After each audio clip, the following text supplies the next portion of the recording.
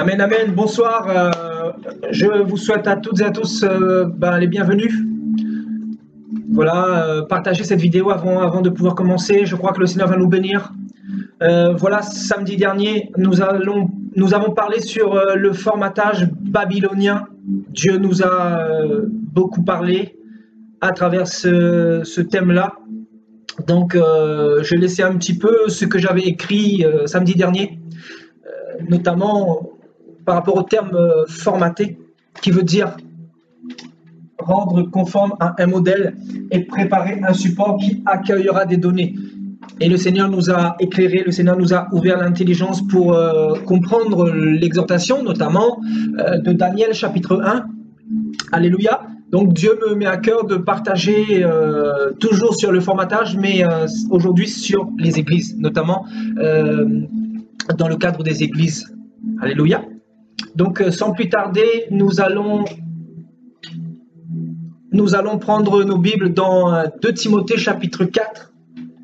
Alléluia.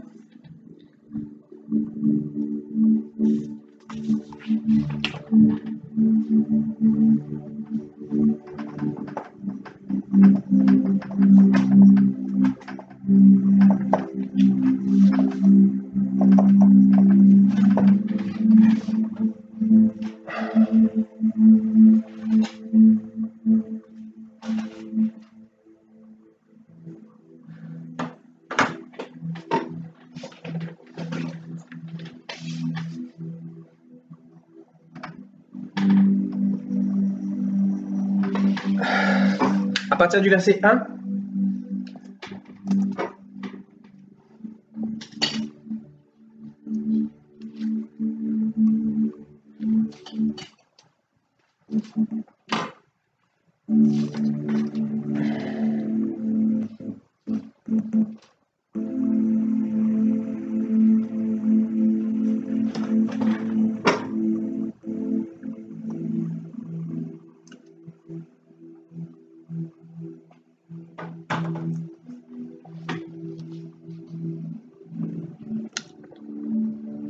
Voilà, je commence la lecture. Je t'en conjure devant Dieu et devant Jésus-Christ, qui doit juger les vivants et les morts, et au nom de son avènement et de son royaume. Prêche la parole, insiste en toute occasion, favorable ou non, reprend, censure, exhorte, avec toute douceur et en instruisant. Car il viendra un temps où les hommes ne supporteront pas la sainte doctrine, mais, ayant la démangeaison d'entendre des choses agréables, ils se donneront une foule de docteurs selon leurs propres désirs, détourneront l'oreille de la vérité et se tourneront vers les fables. Mais toi, sois sobre en toutes choses. Supporte les souffrances, fais l'œuvre d'un évangéliste. Remplis bien ton ministère. Amen, alléluia. Donc le thème de ce soir, le formatage des églises. Un thème, je crois, qui va beaucoup nous éclairer encore, qui va encore briser les chaînes dans lesquelles nous étions bien cadenassés là depuis des années, depuis des décennies. Alléluia. Donc ici, Paul parle sous l'inspiration du Saint-Esprit dans sa lettre adressée à Timothée, et il va dire « Je t'en conjure devant Dieu et devant Jésus-Christ, qui doit juger les vivants et les morts, et au nom de son avènement et de son royaume. Prêche la parole, insiste en toute occasion, favorable ou non. Reprend, censure, exhorte avec patience et en instruisant. » Et Paul va dire « Car il viendra un temps où les hommes ne supporteront pas la saine doctrine. » Donc Paul va dire ici que viendra un temps où les hommes ne supporteront pas la vérité. Beaucoup ne supporteront pas l'évangile de Christ, l'évangile du royaume céleste. L'évangile qui, bien évidemment, est difficile à entendre, parce que cet évangile produit en nous de la tristesse. Pourquoi de la tristesse? Parce que 2 Corinthiens 7 nous dira que la tristesse, cet évangile produit en nous une tristesse qui plus tard nous conduira vers la joie parfaite. Donc cette tristesse, c'est quoi? Cette tristesse, c'est bien évidemment pour nous débarrasser de tout ce que le diable a mis dans nos vies depuis notre naissance, notamment de ce formatage-là. Donc le Seigneur, quand il vient dans nos vies, il vient pour briser tout ce processus de formatage que le diable a travaillé dans nos vies. Ouais, ce formatage qui nous a acclimatés à ce siècle présent, qui nous a conformés à toutes ces églises, qui nous a conformés à tous ces systèmes que nous retrouvons aujourd'hui en 2018, à toutes ces églises, à toutes ces dénominations, à tous ces évangiles qui se prêchent aujourd'hui en 2018. Donc Dieu, quand il vient justement, il vient pour briser tout cela, pour nous ramener à son évangile, l'évangile du royaume des cieux, l'évangile qui sauve. Parce que nous savons, frères et sœurs, qu'il n'y a qu'un évangile qui sauve, il n'y a pas 50 000 évangiles. Nous devrions être justement dans cette unité-là. Et cette unité, c'est l'unité de la vérité, l'unité de la parole. Et Paul va dire qu'il viendra un temps où les hommes ne supporteront pas la sainte doctrine. Pourquoi? Parce que le diable, en fait, cette parole nous montre clairement, en fait, c'est une parole prophétique pour le futur. Paul dit qu'arrivera un temps, notamment 2 Corinthiens 3 nous parle des derniers jours. Paul va dire dans 2 Corinthiens 3, verset 1, « Sache que dans les derniers jours, il y aura des temps difficiles. » Donc Paul, notamment ici, nous parle des derniers jours. Des jours qui seront tellement difficiles, des jours où il y aura énormément de confusion, énormément de division, énormément d'églises, énormément de dénominations, énormément de Jésus-Christ, énormément de prophètes, de docteurs, de pasteurs, énormément de visions notamment. Vous voyez, donc ici Paul dira également ils se donneront une foule de docteurs. Et nous y sommes, frères et sœurs. Nous sommes dans ce temps-là où beaucoup se sont autoproclamés pasteurs, docteurs, prophètes, apôtres. Mais en réalité, ils renient Jésus-Christ par leurs œuvres. Et Jésus-Christ dira dans Matthieu 7, on les reconnaîtra à leurs fruits. Amen. Que ce soit les vrais prophètes ou les faux prophètes, on ne peut les reconnaître qu'à leurs fruits. Donc, les fruits de l'esprit notamment, et les fruits, par exemple, l'amour, la joie, la paix, la vérité, tous les fruits qui viennent de Jésus-Christ notamment. Alléluia. Tous les fruits qui viennent de son trône. Voilà, tous les bons fruits qui produisent en nous la pureté, la sainteté, le perfectionnement, la patience, l'affermissement et toutes ces choses-là. Alléluia. Donc Paul dira, il viendra un temps, notamment Paul nous parle des derniers jours, il viendra un temps où les hommes ne supporteront pas la saine doctrine. Pourquoi les hommes ne supporteront pas la sainte doctrine? Paul parlait bien évidemment pour la postérité qui allait venir. Pourquoi les hommes supportent de moins en moins la sainte doctrine, frères et sœurs? Tout simplement parce que le formatage de Satan dans le monde et dans les églises est tel que l'évangile de Satan a pris place partout. La vision de Satan a pris place partout. Et on ne retrouve plus l'évangile de Christ. C'est pour cela que les âmes aujourd'hui ont la démangeaison d'entendre des choses agréables. Et c'est pour cela qu'ils ne supportent pas la sainte doctrine. Parce qu'il y a tellement de fausses églises, parce qu'il y a tellement de faux docteurs, parce qu'il y a tellement de faux prophètes, qu'aujourd'hui, les gens se dirigent plus vers les hommes, plus vers les églises, au lieu de se diriger vers Dieu, au lieu de se diriger vers sa parole. Alléluia. Donc, les hommes ne supportent plus la saine doctrine. Pourquoi? Parce qu'il y a tellement de faux prophètes, il y a tellement de faux messages, de faux évangiles qui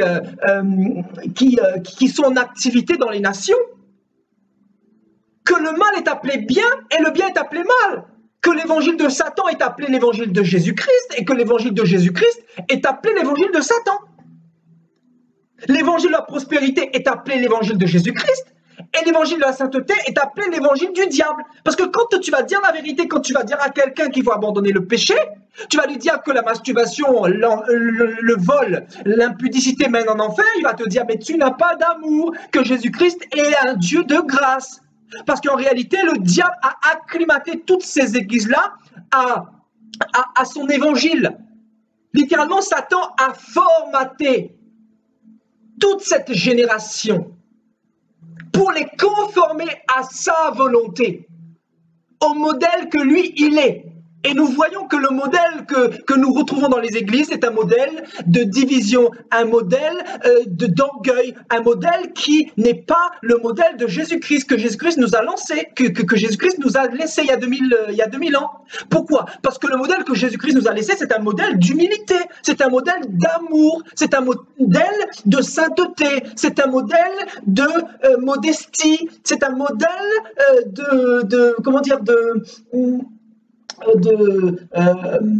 de revêtement intérieur.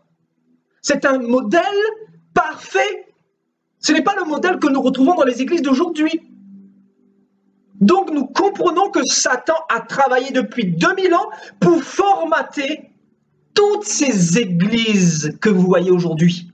C'est pour cela que Paul, sous l'inspiration du Saint-Esprit, dira « Il viendra un temps, en effet, où les hommes ne supporteront pas la saine doctrine. » Ils ne supporteront pas, parce qu'il y aura tellement de faux prophètes, tellement de faux docteurs.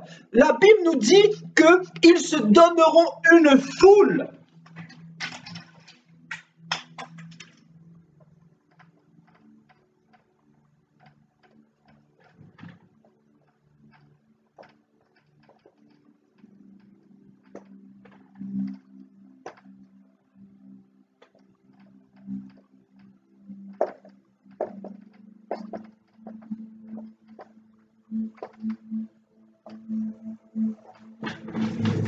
Vous voyez, ils se donneront une foule de prophètes, de pasteurs. Donc, les personnes qui se donnent pour pasteurs, qui se disent pasteurs et qui n'ont pas reçu le mandat, ce sont des personnes qui se sont données comme prophètes et pasteurs. Donc, quelqu'un qui n'a pas été appelé par le Seigneur, c'est quelqu'un qui n'a pas reçu un mandat, c'est quelqu'un qui n'a pas reçu un appel, c'est quelqu'un qui n'a pas reçu une onction, dont il ne peut pas donner les choses venant du Seigneur. Parce qu'on ne donne ce que l'on a. Donc, quelqu'un qui n'a pas été appelé par le Seigneur et qui se lève et qui s'autoproclame pasteur, docteur, apôtre, évangéliste ou pasteur, c'est quelqu'un qui va faire des dégâts. Et Paul nous dit que dans les derniers jours, ils se donneront une foule de pasteurs, de prophètes, de docteurs, par la théologie, par le catéchisme, par l'école des hommes, par toutes les écoles que vous voyez dans ce monde. Et l'école de Dieu n'y est pas. Parce que l'école de Dieu, ce n'est pas tout ce que vous voyez aujourd'hui, là, les théologies, etc., les écoles bibliques, etc. Non, pas du tout. L'école de Dieu, c'est devant le trône de Dieu. C'est dans l'intimité, c'est dans le secret avec le Seigneur. Et quelqu'un qui est dans cette école-là, c'est quelqu'un qui est enseigné directement par Dieu. C'est quelqu'un qui est enseigné sur le terrain. Ce n'est pas quelqu'un qui est enseigné par les hommes. Les prophètes n'étaient pas enseignés par les hommes. Les prophètes ont reçu l'onction de la part de Dieu lui-même. Les prophètes ont reçu l'appel directement de la part de Dieu. Ils n'ont pas été enseignés, ils n'ont pas été formés par les hommes, frères et sœurs. Jérémie n'a pas été formé par une organisation religieuse. Ésaïe n'a pas été formé par un père spirituel. Paul n'a pas été formé par un père spirituel. Mais c'est Jésus qui l'a appelé. Jésus lui est apparu, Jésus lui a ôté les écailles au-dessus de ses yeux parce qu'il avait été profondément formaté par la mouvance religieuse du temps de la loi de Moïse. Et là, il est passé du côté de la lumière. Parce que le Seigneur lui a brisé ce puissant formatage qu'il avait subi de la part de Satan depuis des années, depuis sa naissance. Donc, le grand apôtre Paul, lui-même, il revient de très loin et il dira, le Seigneur est venu sauver les pécheurs dont je suis le premier. Donc tout ça pour vous dire que le formatage babylonien, là, le formatage au niveau de la religion, au niveau des églises, là, c'est quelque chose de terrible. Parce qu'on peut naître dans une mouvance et croire qu'on est sauvé, et croire qu'on ira dans le royaume des cieux. Mais en réalité, beaucoup vont partir en enfer. Vous savez pourquoi? Parce qu'ils ne sont pas dans la volonté du Seigneur. Et la volonté du Seigneur, c'est quoi? Quelle est la volonté du Seigneur pour nous? Est-ce que la volonté du Seigneur, c'est qu'on aille dans une église pendant 20 ans, pendant 30 ans, en caressant les sièges de l'église, en adorant le pasteur, en idolâtrant le pasteur, en donnant sa dîme, son offrande pour faire avancer le royaume du pasteur? Ou c'est faire avancer le royaume de Jésus de Nazareth par la vérité, par le salut des âmes, par l'évangile pur qu'on va donner aux païens, qu'on va donner à ceux qui en ont besoin? La visite des veuves, des orphelins, de ceux qui sont, perdus dans ce monde, de ceux qui n'ont pas d'amour, de ceux qui n'ont pas connu la lumière, de ceux qui sont dans le péché, de ceux qui suivent le chemin de la mort tous les jours. Quelle est la volonté de Dieu pour nous, pour son peuple? Quelle est la volonté de Dieu, frères et sœurs? Donc, on peut naître dans un système religieux et ne pas être sauvé. On peut naître dans une dénomination, dans une église. On peut même se faire baptiser, mais cela ne veut pas dire qu'on sera sauvé. Qu'est-ce qui se fait qu'on sera sauvé véritablement? C'est d'avoir une connaissance précise et correcte de notre Dieu. Une connaissance parfaite de notre Dieu. Et qui est-ce qui enseigne les choses du Seigneur? C'est son onction qui nous enseigne. 1 Jean nous dira que cette onction qu'il a mis en nous enseigne toutes choses. C'est-à-dire, moi, ce que je vais t'enseigner, le Seigneur va te le confirmer dans ton cœur que ça vient de lui. Donc, cette onction que tu as reçue te confirme que ce message vient de lui. Donc, cette onction que tu as reçue te confirme aussi, doit te confirmer qu'aujourd'hui, nous sommes dans un temps tellement difficile que les églises d'aujourd'hui n'ont rien à voir avec ce que Jésus-Christ nous a laissé il y a 2000 ans. Cette onction-là doit te faire comprendre, doit te faire prendre connaissance qu'aujourd'hui, beaucoup de faux docteurs se sont levés. Il y a une foule de faux docteurs qui se sont autoproclamés pour venir justement jeter la confusion dans les nations, dans les églises. Et justement, c'est Satan qui est derrière. Satan envoie les faux docteurs, ces faux prophètes, ces faux pasteurs, ces faux évangélistes pour justement injecter sa semence babylonienne dans les églises, pour emmener le monde dans les églises, pour emmener la paganisation dans les églises, pour emmener l'idolâtrie dans les églises, pour emmener la cupidité, l'amour de l'argent dans les églises. Et regardez les églises d'aujourd'hui, profondément formatées.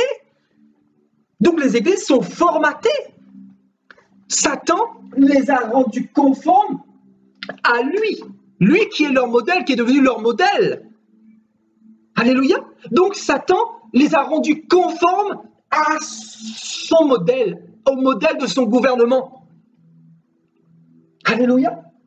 Satan prépare les églises.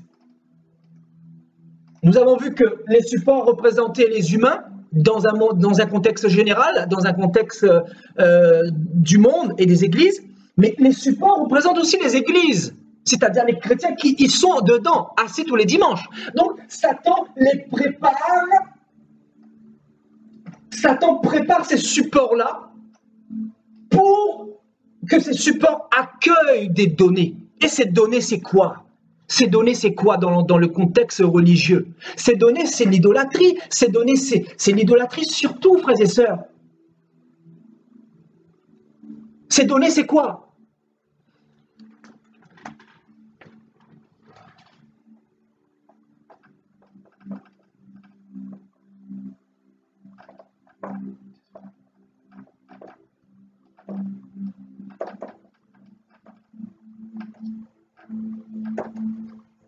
Ces données, c'est quoi? La médiation humaine. Regardez aujourd'hui la plupart des pasteurs. Ils vous conduisent à eux, mais ils ne vous conduisent pas à Jésus-Christ de Nazareth. Ils ne vous conduisent pas au roi des rois. Ils ne vous conduisent pas devant celui qui peut vous délivrer. Mais ils vous conduisent à eux pour vous maintenir dans la captivité, pour vous maintenir dans l'asservissement, pour vous maintenir dans leur prison. Voilà l'évangile de Satan. Vous devez comprendre que là où une église veut mettre la main sur vous, là où on vous demande de signer, là où on vous demande de mettre votre nom, votre prénom, votre profession, là où on vous demande toutes ces informations-là, vous devez comprendre que c'est Satan qui est derrière. Où est-ce que vous avez vu Jésus-Christ, il y a 2000 ans, mettre une fiche devant les fidèles sur... voilà, quand il était par exemple sur cette plage-là, quand il a nourri les pains, où est-ce que vous avez vu Jésus-Christ mettre une feuille avec, en leur demandant leur nom, leur prénom, leur profession, pour dépouiller le peuple, pour voler le peuple de sa dîme et tout ça? Où est-ce que vous avez vu ça? Vous voyez pas que l'Église est complètement formatée? L'Église a profondément été formatée au cours des siècles. Satan a travaillé minutieusement. Et aujourd'hui, beaucoup se sont conformés à toutes ces églises charnelles, démoniaques, diaboliques, à toutes ces dénominations. Jésus-Christ est-il venu fonder des dénominations? Vous avez vu ça où il y a 2000 ans? Jésus-Christ dira quoi? Il y a un seul corps, il y a un seul Seigneur, il y a un seul Dieu, il y a un seul esprit.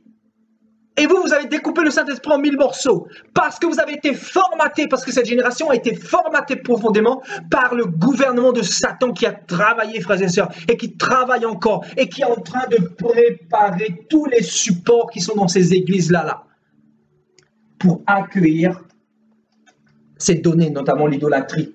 L'idolâtrie, c'est-à-dire les fidèles vont plus vers les hommes que vers Dieu. Il y a un problème. Vous voyez pourquoi il y a ce niveau de personnes malades aujourd'hui? Parce que les gens ne veulent plus de Jésus. Les gens n'ont pas foi en Jésus. Les gens pensent qu'il n'y a que les hommes de Dieu qui sont utilisés par Dieu, alors que eux aussi qui sont sacrificateurs. Donc Satan, en fait, il vient nous formater pour nous voler notre identité, pour nous faire perdre, conscience de l'identité que nous pourrions avoir envers Jésus-Christ. Parce que si tu connais Dieu, tu vas savoir que tu es un sacrificateur sur la terre, que tu es un prêtre, que tu es un prophète aussi. Tu as l'esprit de prophète, même si tu n'as pas reçu l'appel de prophète, mais tu as l'esprit de prophète pour faire bouger les montagnes, pour faire bouger toutes sortes de montagnes, afin que Dieu intervienne aussi dans ta vie, sans que tu puisses passer par un homme. Parce qu'aujourd'hui, Satan, justement, a suscité toute cette foule de docteurs assises sur les eaux, assises sur les églises, assises sur les méga-churches, pour nous présenter cet évangile de l'homme de Dieu. L'homme de Dieu. Mais qui est l'homme? Laissez-moi vous dire, cet évangile-là que vous retrouvez dans les églises, c'est l'évangile nauséabond, l'évangile qui vole la gloire qui doit revenir à Jésus-Christ seul. Et tous ceux qui volent la gloire qui revient à Jésus-Christ seul, parce qu'il est un Dieu jaloux. C'est la seule chose qu'il ne partage pas, sa gloire. Et il veut la gloire pour lui tout seul. C'est pour cela que le ministère, nous l'avons reçu pour lui, pour le glorifier, pour faire connaître son nom, afin que son peuple arrive à la stature parfaite de ce qu'il est. Et non pas pour nous révéler nous. Donc, que lui, il puisse croître et que nous puissions diminuer, frères et sœurs. Que nous diminuions et que lui croisse, frères et sœurs. C'est ça le message de Jean-Baptiste. C'est ça le message des apôtres. C'est ça le message de Paul. Alléluia. Le message de Paul, c'est cela, frères et sœurs.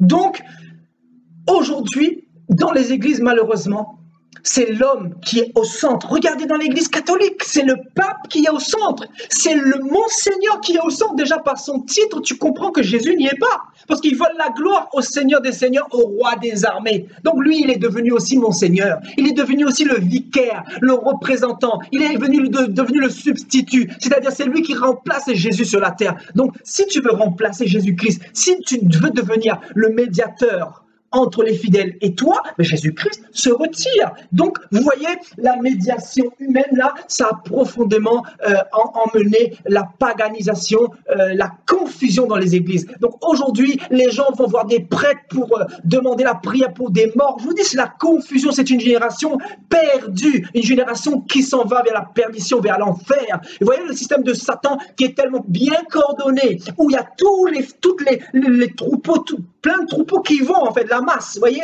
le Seigneur dira quoi? Entrez par la petite porte car large est le chemin qui mène à la perdition. Il y en a beaucoup qui passent par là. Et quand vous regardez ce siècle présent avec 1 milliard et quelques de catholiques, 1 milliard de musulmans, des religieux partout, vous voyez le formatage de Satan à travers la religion. Satan a formaté le monde, notamment les églises d'aujourd'hui. Et beaucoup pensent que Satan ne se trouve pas dans les églises d'aujourd'hui. Ils se disent que non, ils vont à l'église, donc forcément il y a Jésus-Christ. Mais ils ne savent pas comment Satan opère. Ils ne connaissent pas Jésus-Christ. Ils ne connaissent pas sa parole. Ils n'ont pas reçu les oracles et la révélation. Parce que celui qui a reçu la révélation, c'est celui qui va avoir une relation avec son Dieu. C'est celui qui va marcher avec son Dieu partout. Il est devenu une habitation de Dieu en esprit. Et quand tu es une habitation de Dieu en esprit, tu as le discernement. Parce que tu as la lumière partout où tu passes. Parce que tu es éclairé partout où tu passes. Parce que le Seigneur te dit qui est qui. Le Seigneur te dit qui est faux, qui est vrai. Le Seigneur te donne la connaissance. Quand tu as la connaissance, tu n'es pas stérile, mais tu portes du fruit. Et tu ne peux pas adorer les hommes, parce que qui est l'homme? Qui est l'homme? Je vais vous dire quelque chose, les gens qui vont partir loin avec le Seigneur, ce sont des personnes qui déposent tout devant le trône de Jésus dans le secret. D'ailleurs, l'exhortation de mercredi, ça sera ça, le secret. Ceux qui ont une intimité avec Jésus dans le secret, en vérité, beaucoup ont plus d'intimité avec les hommes qu'avec Jésus-Christ. Est-ce que je parle à quelqu'un? Je sais que je parle à quelqu'un forcément. Beaucoup ont plus l'intimité avec les prophètes, avec les pasteurs, avec des évangélistes, avec des diacres, avec des évêques, avec des prêtres, avec les monseigneurs, qu'avec Jésus-Christ lui-même. Beaucoup ont plus, je vous dis, beaucoup ont plus d'amour pour Marie, soi-disant la mère de Jésus, que Jésus lui-même. Comment cela peut-il être possible, frères et sœurs? Parce que Satan a formaté profondément l'Église depuis 2000 ans. Depuis 2000 ans, il n'a jamais cessé de travailler.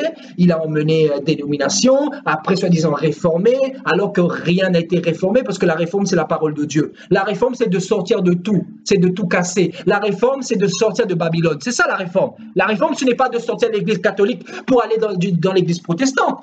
La réforme, ce n'est pas de sortir de l'église protestante pour aller dans l'église évangélique. Ce n'est pas ça la réforme, frères et sœurs. La réforme, c'est une réforme profonde, totale, dès la racine. Et quand tu es réformé dès la racine, tu commences à comprendre que toutes ces choses-là n'est que le plan du formatage babylonien, du formatage venant de Satan, de son gouvernement, de tous ces faux prophètes, de toute cette foule de docteurs qui s'est levée. Cette foule de docteurs qui s'est levée pour vous proposer cet évangile nauséabond, qui vous tue, qui vous détourne de la vérité. Alléluia. C'est pour cela, Paul dira, car viendra un temps où les hommes ne supporteront pas la saine doctrine. Ils ne supporteront pas. Parce que le mensonge est tellement partout. Parce que le faux évangile est tellement partout. Parce que l'évangile de l'homme de Dieu est tellement partout. Parce que l'évangile des miracles est tellement partout. Donc Jésus-Christ s'est retiré. Quand Jésus-Christ se retire de quelque part, c'est que sa parole n'y est pas. Parce que là où il y a la parole de Jésus, il y est forcément. Et quand je parle de la parole, je parle de la saine doctrine, de la vérité. Parce que Paul dira quoi ici? Beaucoup ne supporteront pas la saine doctrine. Ce n'est pas n'importe quelle doctrine, parce qu'il y a plusieurs doctrines. Beaucoup se disent de Jésus-Christ. Beaucoup ont leur doctrine personnelle. Beaucoup ont leur doctrine venue des hommes, venue de l'enfer, venue des dénominations, venue des systèmes. Mais je vous parle de la saine doctrine que le Seigneur nous a laissée. On nous dit que cette saine doctrine-là, beaucoup ne la supporteront pas. Et ils auront la démangeaison d'entendre des choses agréables. Parce qu'en réalité, il y a tellement de faux docteurs, frères et sœurs, que c'est le message qui est le plus prêché. Vous comprenez? L'évangile qui est le plus prêché, c'est quoi? C'est l'évangile de bénédiction, l'évangile des miracles, l'évangile des bénédictions. Dans quel sens? Dans le sens où tu vas à l'église pour être guéri, pour être délivré d'un démon. Tu vas à l'église pour recevoir quelque chose du Seigneur, mais en réalité, tu ne l'aimes pas. Et beaucoup sont encore dans ce stade-là. Donc nous devons réformer nos cœurs, frères et sœurs, si nous voulons avoir une chance de rentrer dans le royaume des cieux. Parce qu'en réalité, ceux qui vont rentrer dans le royaume des cieux, ce sont ceux qui aiment Jésus-Christ de tout leur cœur. Ce sont ceux qui ont donné leur cœur à Jésus-Christ. Ce sont ceux qui ont une intimité, une relation avec lui dans le secret. Ce sont ceux qui mettent toute leur espérance en Jésus. Peu importe la maladie, peu importe les tribulations, peu importe les soucis, peu importe les inquiétudes, peu importe ce que tu traverses, peu importe si tout le monde se tourne contre toi. Mais si ton cœur appartient à Jésus-Christ, laisse-moi te dire que tes ennemis vont s'enfuir par 10 000 chemins, parce que je te dis que si le Seigneur a posé sa main sur toi, personne ne pourra te toucher. Parce que si tu mets ta confiance en lui, tu vas faire battre le cœur du Seigneur. Parce que le Seigneur veut, qu'est-ce qu'il veut? Le Seigneur veut que nous ayons foi en lui. Et quand nous avons foi en lui, nous lui faisons confiance. Parce que sa main n'est pas trop courte pour agir. Le problème, c'est une question de doute. C'est pour ça que le Seigneur dira que quand le Fils de l'homme reviendra, trouvera-t-il la foi dans les cœurs des chrétiens? Il n'y en aura pas beaucoup qui partiront. Pourquoi? Parce que la foi n'y est pas. Comment peut-on se dire chrétien et ne pas avoir de relation avec le Seigneur? Donc tu as une relation tous les dimanches ou dans la semaine des réunions de prière avec des hommes de Dieu, avec des frères en Christ, mais avec Jésus-Christ, tu n'as pas de relation. Chez toi, dans le secret, dans l'intimité, dans ta manière de parler, dans ta manière de te comporter. Parce que la relation, c'est quoi? La relation, ce n'est pas simplement prier Jésus. La relation, c'est une relation en esprit, en vérité et continuellement. C'est-à-dire du matin au soir, de janvier à décembre, du lundi au dimanche. C'est une relation qui est permanente. C'est une relation qui est constante. C'est une relation qui est permanente parce que Jésus habite en toi. Alléluia.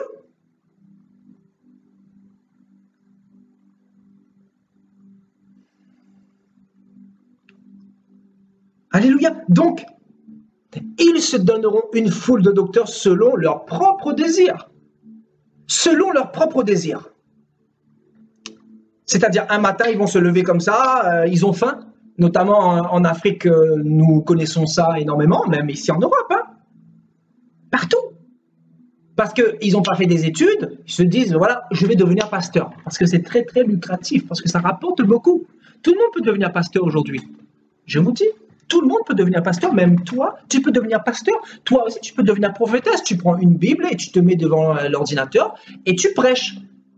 Et si tu es de Dieu, ben Dieu sera avec toi, sa puissance sera avec toi, les fruits seront avec toi. Mais si tu n'es pas de Dieu, ben les démons vont faire ta fête parce que tu seras le pion de Satan pour alimenter tout ce formatage. C'est comme ça que Satan fait. Plus il a des pions, plus son gouvernement grandit. Vous voyez? Ce qui fait que le gouvernement de Satan possède un nombre de soldats aujourd'hui. Je vous dis, c'est pour cela que la persécution est grande et la persécution ne fera que s'accroître et grandir. Pourquoi? Parce que l'évangile de Satan est tellement partout que quand les vrais enfants de Dieu viendront avec le vrai message, ben, ils vont être persécutés de plus en plus. C'est pour cela que je vous dis, il faut vous préparer, il faut attacher vos ceintures. Il faut vraiment aimer Dieu de tout votre cœur. Il faut apprendre à aimer Dieu. Si vous ne l'aimez pas, demandez-lui tous les jours, parce que c'est difficile d'aimer Dieu. À travers les persécutions, à travers les épreuves, à travers tout ce qu'il permet des fois. C'est difficile d'aimer Dieu. Mais pliez vos genoux dans le secret. Dites à Dieu de vous permettre de l'aimer de jour en jour, de plus en plus. Apprenez à aimer Dieu. Apprenez à discerner tout ce qu'il a fait pour vous. Apprenez à ne pas oublier. Apprenez à ne pas vous endurcir, mais à être toujours sensible à la voix de Dieu, au sacrifice de la croix, au sang qui a coulé pour vous à la croix. Apprenez dans les petites choses et vous allez aimer Dieu, non pas pour ce qu'il donne, mais pour ce qu'il est, frères et sœurs. Parce que Jésus, en réalité, ce qu'il veut, c'est des cœurs. Il veut venir habiter dans nos cœurs. Il veut être notre Père. Imaginez-vous un père qui a un fils, et ce fils-là ne le calcule même pas dans une maison. C'est un peu la même chose en fait. Aujourd'hui, nous avons des chrétiens qui ne calculent pas leur Dieu, mais ils vont chercher d'autres pères. Alléluia. Ils vont chercher d'autres pères. Pourquoi? Tout simplement parce qu'ils n'ont pas la suffisance, parce qu'ils ne connaissent pas Dieu et parce qu'ils ne veulent pas de Dieu. Alléluia. Parce qu'ils ne veulent pas de Dieu. Parce que celui qui veut de Dieu, il va d'abord devant Dieu. Il va chercher Dieu premièrement.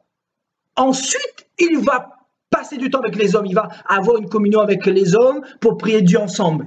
Mais ce n'est pas le contraire. Ce n'est pas les hommes d'abord puis Dieu en second plan. Parce que Dieu est notre Père. Donc notre Père, nous devons lui parler tous les jours. Nous devons renouveler cette confiance que nous avons envers lui. Parce que nous avons un ennemi qui s'appelle la chair. Et la chair va nous faire des défauts. La chair va nous mettre des embûches. La chair va nous empêcher d'adorer Dieu. Parce que la chair a des désirs contraires à ceux de l'esprit. Vous comprenez, la chair ne veut pas adorer Dieu. La chair ne veut pas fléchir les genoux dans le secret. Se détourneront l'oreille de la vérité. Ils vont détourner l'oreille de la vérité parce que l'évangile qui se prêche le plus, l'évangile du mensonge, est devenu l'évangile de 2018. L'évangile, soi-disant, de Jésus-Christ, alors que ce n'est pas l'évangile de Jésus-Christ, c'est l'évangile de Satan. Mais Satan a formaté profondément cette génération-là. Donc, une génération formatée a besoin d'être nettoyée, a besoin d'être lavée, a besoin de résurrection, a besoin de remise en question. Le problème, c'est que beaucoup ne se remettent plus en question, beaucoup ne s'examinent plus. Paul dira, examinez-vous pour savoir si vous êtes dans la vérité. Beaucoup ne s'examinent plus. Il y a une tiédeur, frères et sœurs, une tiédeur spirituelle en 2018. Satan travaille pour mettre une tiédeur profonde dans les cœurs des chrétiens.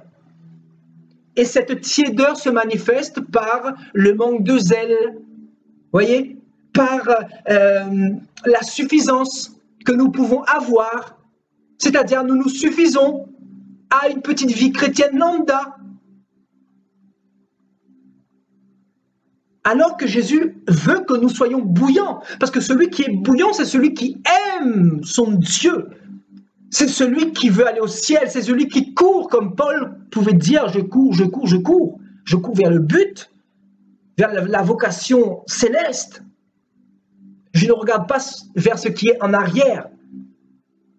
Je ne m'arrête pas.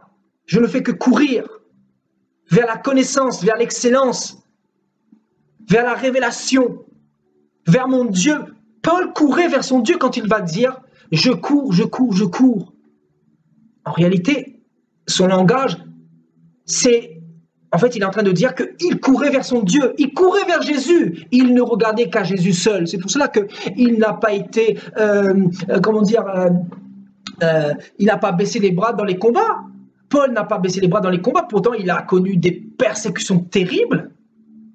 Donc s'il n'avait pas l'amour de Dieu suffisamment dans son cœur, il aurait abandonné, il aurait fait marche arrière. Étienne, dans Acte 7, quand il a été lapidé, quand il va dire « Père, reçois mon esprit », on était en train de le lapider, on était en train de le tuer, et là il va dire au Père « Reçois mon esprit ». Vous imaginez l'amour qu'il avait pour le Père? C'est un amour que nous devons aussi avoir en nous. Parce que si nous n'avons pas cet amour, nous ne pouvons pas tenir jusqu'au bout, c'est impossible. Le problème, c'est que beaucoup se sont fait avoir par cette foule de docteurs que Satan a suscité. Cette foule de docteurs qui est venue nous injecter la tiédeur, qui est venue nous injecter cette semence de l'idolâtrie. Regardez dans toutes les religions. Vous retrouvez ou des médiations au niveau des idoles, ou des médiations au niveau des hommes. Et l'idolâtrie. L'idolâtrie, c'est quoi? Ce n'est pas que les statues, frères et sœurs. Quand la Bible nous dit que les idolâtres finiront dans un lac de feu, un idolâtre n'est pas simplement un idolâtre des statues, mais un idolâtre des hommes. Si tu places quelque chose avant Jésus-Christ, tu es un idolâtre. Donc celui qui aime Jésus-Christ idolâtre Jésus seul. Celui qui aime Jésus-Christ haït ce monde, haït cet évangile qui se prêche en 2018. Celui qui aime Jésus-Christ ne peut pas approuver cet évangile nauséabond qui pue de 2018. Celui qui aime Jésus-Christ, c'est celui qui a la connaissance, c'est celui qui a la révélation, c'est celui qui comprend que les églises d'aujourd'hui, ce sont des commerces, ce sont des temples de démons. Ce sont des temples où les sorciers sont rentrés pour tout paganiser, pour contaminer tout le monde. C'est pour ça que Jésus-Christ va dire « Sortez du milieu d'elle, mon peuple ». Sortez du milieu d'elle. Parce que si vous restez dans ces temples-là, vous allez être contaminés, vous allez être formatés bien comme il faut. Regardez les chrétiens d'aujourd'hui. Formatés, frères et sœurs, d'une manière, je me dis, mais plus j'avance avec le Seigneur, plus je comprends que le Seigneur, en fait, est simple. C'est nous qui avons compliqué les choses. Le Seigneur ne demande pas que nous soyons des surhommes, que nous soyons des super-héros dans la foi. C'est pas ce qu'il demande. Ce que le Seigneur demande, ce sont des cœurs purs. Ce qu'il veut, c'est des cœurs purs. Comment se trouve ton cœur aujourd'hui? Est-ce que ton cœur est pur et suffisamment pur pour que Dieu se révèle à toi encore davantage? Pour que tu grandisses encore? Pour que tu ailles de gloire en gloire, de victoire en victoire? Ou sinon, tu recherches encore les hommes, tu es encore à ce stade où tu es en train de rechercher un bishop, un prophète, une dénomination, l'onction, le miracle, etc. Le mariage, est-ce que tu crois qu'on est encore dans ce temps-là?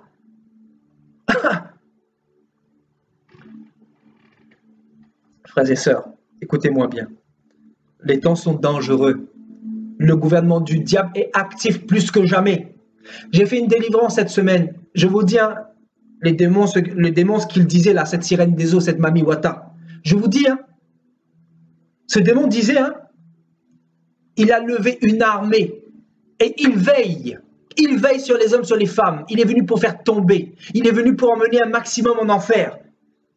Ce démon disait qu'il a levé une armée et il nous surveille, nous, nos familles. Il surveille nos moindres faits et gestes. Et si tu te détaches du Seigneur, crois-moi qu'à un moment d'inattention, et les démons peuvent rentrer et tout casser et te faire perdre ta couronne. Parce que ce n'est pas un jeu. Ils sont là. Vous ne les voyez pas. Mais les démons, eux, vous voient. Ils ne peuvent pas vous toucher tant que vous êtes avec le Seigneur. Ils ne peuvent pas. C'est vous qui avez l'autorité sur eux. Mais en réalité, ils sont patients. Ils sont là. Et ils veulent faire tomber le maximum de chrétiens. Parce que les païens, il n'y a plus besoin de les faire tomber. Ils sont déjà dans l'ignorance. Ils sont déjà dans le péché. Ils sont déjà sur le chemin de l'enfer. Mais nous, les chrétiens, je vous dis, même moi, le démon disait, toi, on te connaît là-bas. Tout le gouvernement, en gros, est actif. On te surveille. On sait qui tu es. Tu es le prophète Sébastien. Donc, les démons nous connaissent, même si les hommes ne nous connaissent pas. Les démons nous connaissent en réalité. Vous comprenez? Les démons nous connaissent. Et même ici, là, tout le temps, il y a des démons qui sont ici pour nous surveiller, pour épier, pour prendre des informations, même sur vous.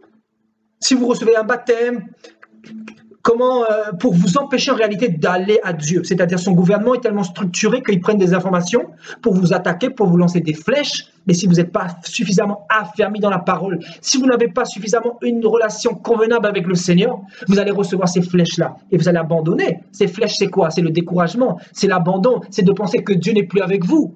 C'est comme ça que Satan procède. Les attaques sont spirituelles, les attaques ne sont pas physiques.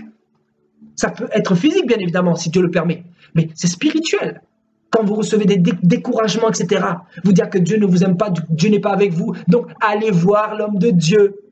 Allez voir une église, rechercher un bishop. C'est comme ça que Satan procède. C'est pour ça que si tu n'as pas placé ta confiance suffisamment dans le Seigneur, tu es mal barré. Je vous dis.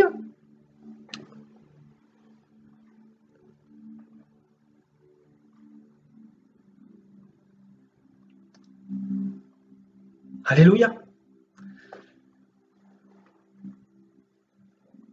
Donc, beaucoup vont se détourner l'oreille de la vérité. Parce qu'il y aura trop de faux prophètes. Il y aura une foule de faux docteurs dans toutes les nations. Paul le dit, c'est grave. Ils se donneront une foule de docteurs selon leurs propres désirs. Et d'ailleurs, il suffit de regarder, aujourd'hui, les pasteurs travaillent pour quoi? Pour un salaire, n'est-ce pas? Les prêtres travaillent pour quoi? Pour un salaire. C'est-à-dire, si ils n'ont pas de salaire, ils arrêtent l'œuvre. Je ne suis pas contre le salaire. Parce que Dieu dit, tout travail mérite salaire. Donc celui qui travaille pour Dieu, il a le droit aussi de vivre de l'évangile. Mais il doit s'attendre à Dieu, c'est Dieu son rémunérateur. Ce n'est pas une église, ce n'est pas mettre de la pression comme font les hommes de Dieu d'aujourd'hui pour trouver des doctrines de démons comme la dîme pour venir dépouiller le peuple de Dieu, pour prendre l'argent des pauvres fidèles, soi-disant parce qu'ils sont en train de prier pour des morts, alors que ces morts-là ne peuvent pas recueillir la prière. Donc on se dit, mais il y a un problème. On se dit que ce sont des voleurs, ce sont des personnes qui travaillent pour un salaire, comme Babylone, comme la Rome que vous connaissez, hein, de l'Église catholique, qui brasse énormément d'argent à travers la vente de cierges, à travers la vente de statues, à travers la vente d'eau bénite, à travers la vente d'images taillées, à travers la vente de statues, etc. De livres de prière, de choses pour vous rendre encore plus stupide, encore plus idolâtre. Alléluia. Donc, ces gens-là, ces foules de docteurs, travaillent justement pour un salaire. Et aujourd'hui, dans les églises, l'argent est devenu le point central. Une église sans argent s'effondre selon les hommes, alors que ce n'est pas une question d'argent, c'est une question de foi. Vous voyez, donc les hommes d'aujourd'hui, cette foule de docteurs, a mis son espérance dans l'argent, c'est-à-dire dans son Dieu. Son Dieu, c'est qui? C'est Mammon. C'est pour ça que je dis au Seigneur un jour, si tu ne me donnes pas les moyens de faire l'œuvre, j'arrête. Je vais dans le secret. Mais ce n'est pas une question d'argent. C'est pas une question d'argent. On peut aller crier dans les rues. Si le Seigneur veut qu'on crie dans les rues, eux, ils veulent monter des églises. Eux, ils veulent forcément avoir une grande méga church, avoir un grand système dénominationnel. Parce qu'en fait, ils sont tellement orgueilleux. Parce qu'ils veulent montrer qu'ils ont réussi dans le ministère. Alors qu'on ne recherche pas l'approbation des hommes. C'est ce que Paul dira dans 1 Thessaloniciens chapitre 2. Je n'ai pas recherché la gloire qui vient des hommes. Je n'ai pas recherché l'approbation des hommes. Mais Dieu me connaît. Donc en réalité, beaucoup servent dans le ministère, mais Dieu ne les connaît pas, parce qu'ils font partie de cette foule de docteurs suscités par le diable, qui n'ont pas été appelés, qui sont nés pour être pris et détruits. Vous voulez qu'on parle, frères et sœurs? Moi, je parle. C'est pour ça que le diable n'est pas content, c'est pour ça que le diable est agité, c'est pour ça que le diable nous attaque à travers ses agents, à travers ses faux chrétiens, à travers, tout ce qu'il est en train de faire, quoi, depuis que, je suis dans l'œuvre. C'est pour ça qu'il nous attaque, parce qu'on dit la vérité, parce qu'on dévoile ses plans, parce qu'on libère le peuple. Et lui, il ne veut pas que le peuple soit libéré. Ce qu'il veut, c'est vous maintenir dans la prison. C'est vous maintenir dans la prison, frères et sœurs. Et la prison, c'est quoi? C'est toutes ces églises-là. Regardez les poids qu'on met sur les épaules des chrétiens d'aujourd'hui. On vous dit que si vous ne venez pas à l'église, dans une église, vous serez maudits. Si vous ne payez pas votre dîme, vous serez maudits. Mais qui peut maudire un enfant de Dieu? Qui peut maudire une brebis pour qui Jésus est mort? Vous voyez cette foule de docteurs que le diable a suscité? Pour vous mettre la culpabilité, parce que la culpabilité est une des plus grandes armes de Satan qu'il utilise pour vous faire perdre la confiance en Dieu. Je vous dis la culpabilité. Alléluia.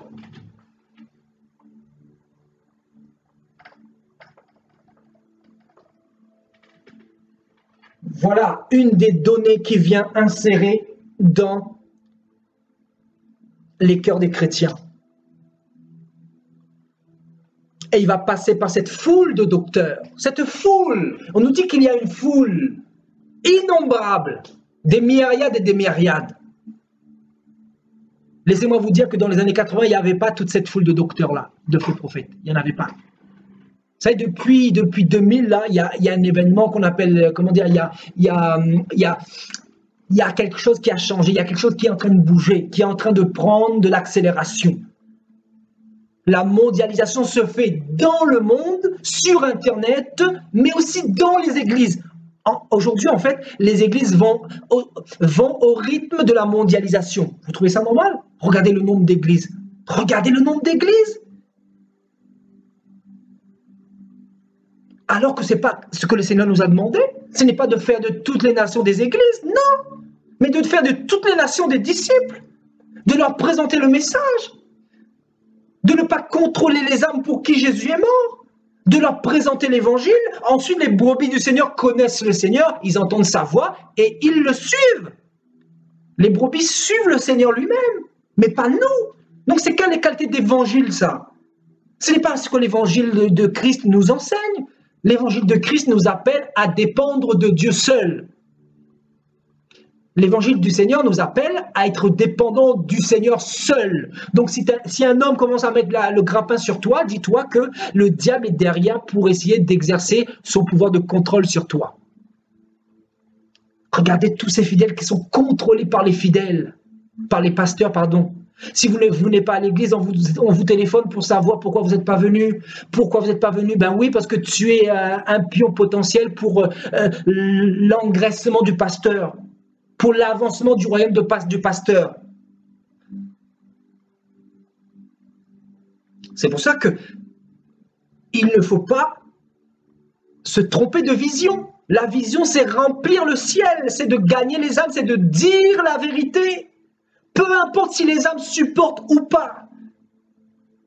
Moi, je dis la vérité. J'ai dit la vérité à une sœur, que sa poitrine n'était pas correcte. Elle montre quasiment ses seins sur Internet comme ça. Une sœur qui nous suit ici. Moi, je ne suis pas dans les sentiments. Je lui ai dit, avec l'amour du Seigneur, avec la sagesse que Dieu m'a donnée.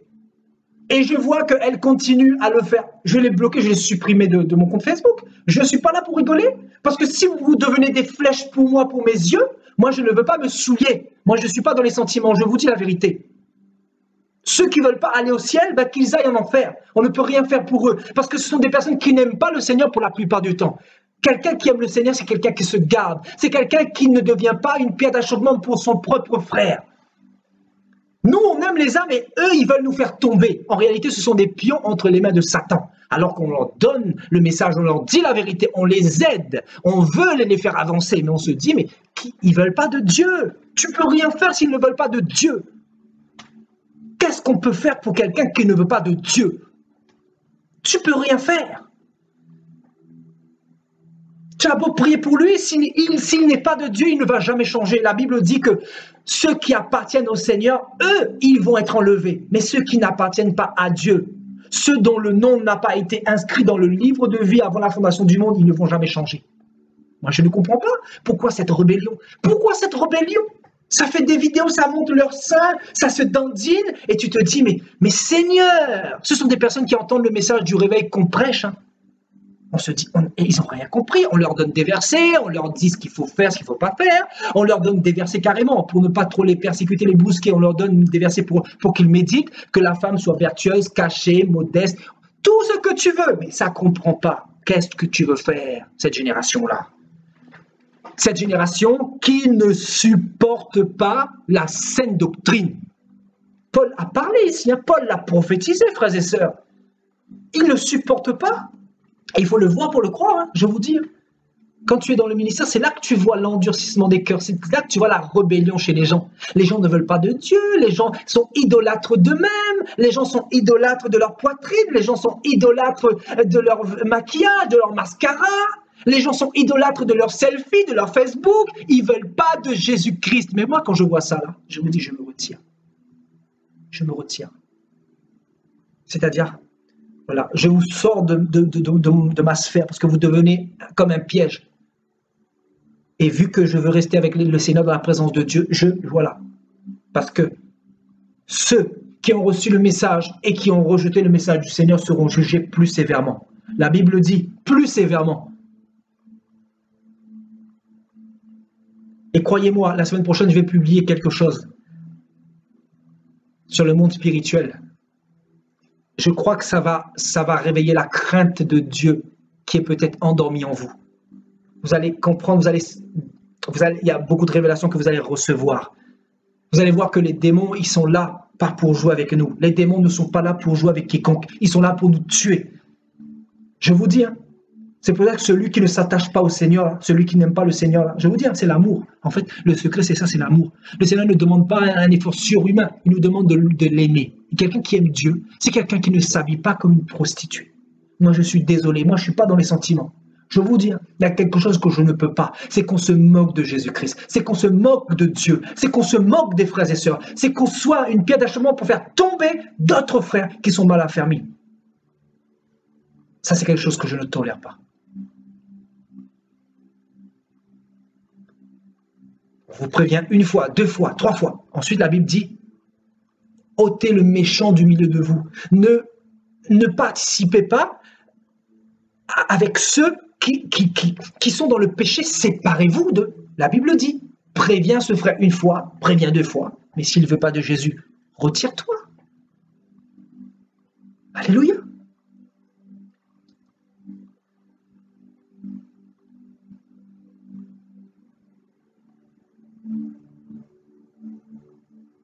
Il y en a beaucoup qui ne veulent pas de Dieu. Mais ayant la démangeaison d'entendre des choses agréables. En réalité, si je donnais des choses agréables ici, je vous assure que je vous assure qu'il y aurait des milliers de personnes qui seraient en train de me suivre. Tu mets un peu de charisme, tu mets un peu de belles paroles mieleuses, bénédictions.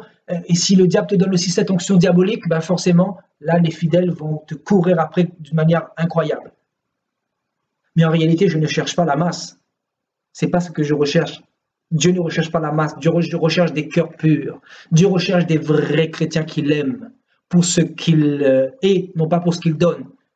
Parce qu'en réalité, si tu as compris que Jésus-Christ a donné sa vie pour toi, il ne faut pas se moquer de lui. Il ne faut pas se moquer de lui. Il ne faut pas devenir...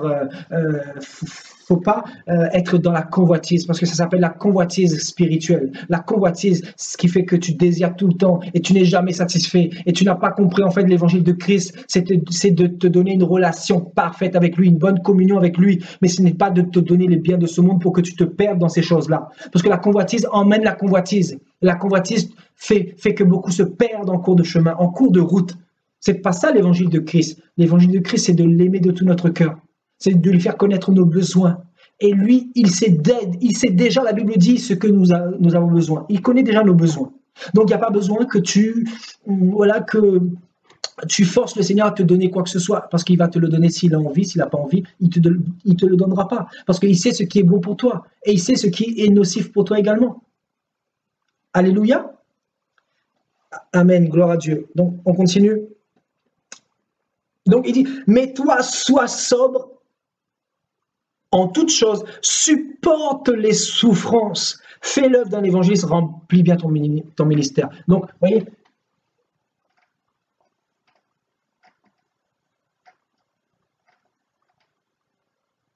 beaucoup ne veulent plus des souffrances. Ça, le diable ne peut pas injecter dans le cœur de tous ceux qui suivent cette foule de docteurs. Pourquoi? Parce que c'est un évangile qui ne fait pas souffrir, mais c'est un évangile qui donne tout de suite. C'est un évangile qui te donne le mariage, qui te prophétise que ta situation va changer, que l'argent va arriver. C'est un évangile en fait qui satisfait ta chair. C'est un évangile qui te pousse à toujours commander, à toujours demander, etc. Alléluia. C'est un évangile qui te fait espérer les choses d'en bas et non pas les choses d'en haut. Donc forcément, c'est un évangile qui ne fait pas souffrir. Donc Paul, lui, était dans les souffrances et il a encouragé Timothée à souffrir aussi comme lui, à supporter les souffrances. Et ce message est aussi pour nous tous. Paul nous dit à nous tous, enfants de Dieu, qu'il faudra supporter les souffrances parce que nous sommes dans ce temps où une foule de docteurs s'est levée pour justement nous contaminer avec cet évangile nauséabond, cet évangile luciférien, cet évangile qui ne glorifie pas Dieu, cet évangile qui nous éloigne de Dieu, de la présence de Dieu, frères et sœurs. Alléluia.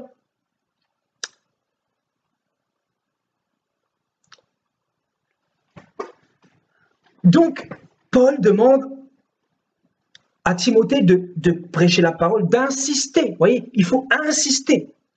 Parce que quand tu es enraciné dans le formatage au niveau des églises, là, il faut insister au niveau de la vérité. C'est pour ça qu'on dit souvent les mêmes choses. Souvent, les mêmes choses reviennent. Parce que le Seigneur insiste beaucoup dans cette génération perverse et corrompue qui aime le mensonge. Vous voyez, Paul dit d'insister en toute occasion, favorable ou non, qu'il faut reprendre, censurer, exhorter. Voyez? Reprendre, censurer. Où sont ceux qui reprennent les fidèles qui suivent le chemin de l'enfer aujourd'hui? En réalité, ils ne veulent pas être persécutés. C'est pour cela qu'ils vont vous prêcher un évangile politiquement correct, pour vous dépouiller, pour voler votre argent. Ça, ils savent le faire, mais en réalité, ils ne veulent pas de vous. Parce que s'ils voulaient de vous, ils ne veulent pas de l'évangile de Christ. Si ils voulaient vraiment de Christ, ils auraient accepté la croix, ils auraient accepté la souffrance, ils auraient accepté de se plier à la vérité, de se contenter de partager la vérité sans passer par des détours. Galates chapitre 1 verset 6, qu'est-ce que Paul va dire? Paul va dire, je m'étonne que vous vous détourniez si promptement de celui qui vous a appelé par la grâce de Christ pour passer à un autre évangile. Vous voyez, un autre évangile. Oui.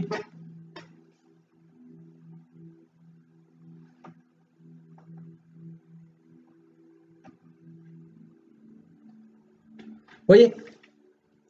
Donc, il y a effectivement d'autres évangiles pour passer à un autre évangile. Non pas qu'il y ait un autre évangile, mais il y a des gens qui vous troublent. Justement, cette foule de docteurs que le diable a suscité. Il y a une foule de personnes qui veulent vous troubler et qui veulent altérer l'évangile de Christ, renverser l'évangile de Christ. Vous voyez quel est le plan de Satan au final? En fait, c'est de formater bien comme il faut toutes les églises pour renverser l'évangile de Christ, afin de maintenir les chrétiens dans les prisons, dans la captivité, dans le mensonge. Vous voyez? C'est pour ça que la sainteté n'est plus prêchée dans les églises. C'est pour cela que l'enfer n'est plus prêché dans les églises. C'est pour ça que les femmes s'habillent comme des prostituées dans les églises. C'est pour cela que les chrétiens ne craignent plus Dieu dans les églises. C'est pour cela que les chrétiens n'ont pas de relation avec Dieu chez eux dans le secret. Pourquoi? Parce que les faux prophètes ont altéré l'évangile de Christ justement pour présenter un autre évangile, pour conformer les fidèles à cet évangile démoniaque de 2018. Alors que Christ, la Bible nous dit qu'il n'a pas changé, il est le même hier, aujourd'hui et éternellement. Alléluia. Donc, le but de Satan, c'est de renverser l'évangile de Christ. Et c'est ce qu'il fait. Et c'est ce qu'il fera jusqu'à ce que Jésus-Christ vienne chercher son Église. Il ne cessera jamais de travailler dans ce sens-là, frères et sœurs. Amen.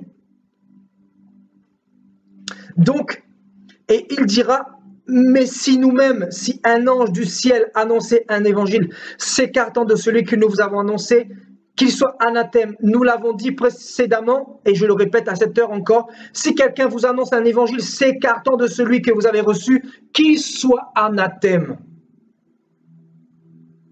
Et maintenant, est-ce la faveur des hommes que je désire ou la faveur de Dieu? Si je plaisais encore aux hommes, je ne serais pas serviteur de Dieu. Je vous déclare, frères, que l'évangile qui a été annoncé par moi n'est pas de l'homme, car je ne l'ai ni reçu, ni appris d'un homme, mais c'est par une révélation de Jésus-Christ. Vous voyez?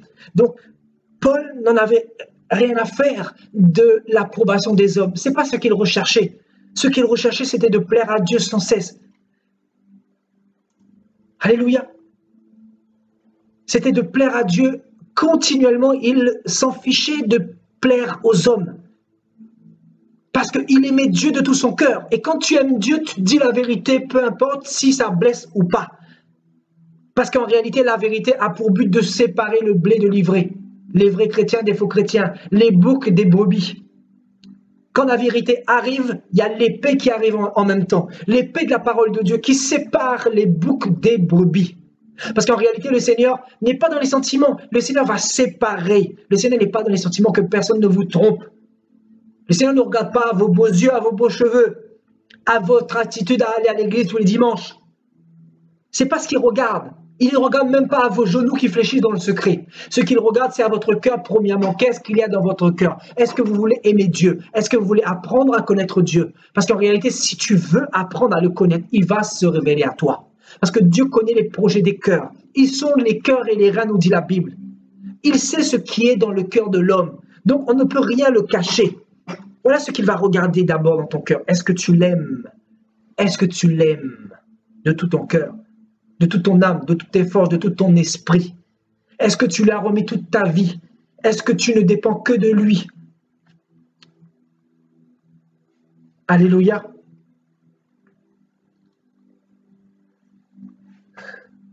Alléluia. Donc, Satan vient pour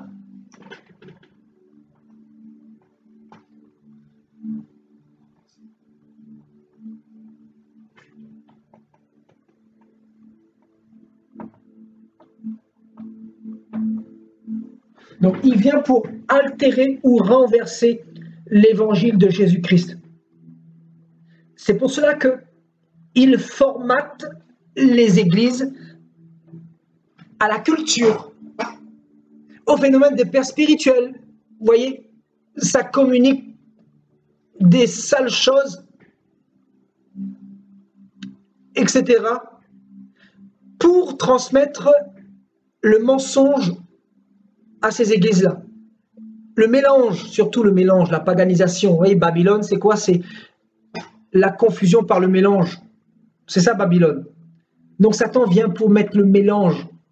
Parce que dans une église mélangée, le Seigneur ne se trouve pas là-dedans. Vous voyez? Donc, le formatage se fait bien évidemment par la culture, par les habitudes, par la religiosité qui s'installe tous les dimanches. C'est-à-dire, on ne se laisse plus guider par Dieu, mais on se laisse guider par les habitudes. Vous voyez, tout est déjà coordonné, on sait comment les choses vont commencer, comment les choses vont terminer. On va à l'église pour les bénédictions, parce qu'on nous a dit d'avance qu'il y aura les prophéties, il y aura les miracles, alors que c'est Dieu qui dirige son église, c'est Dieu qui fait ce qu'il veut en réalité. Vous comprenez?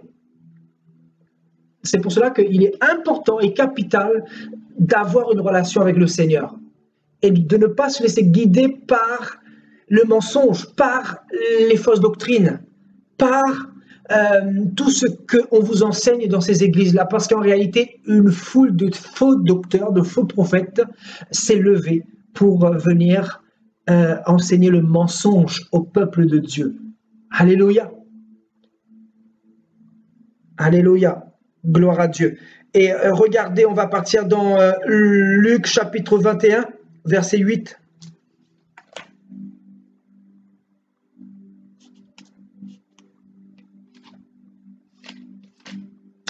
Luc chapitre 21 au verset 8.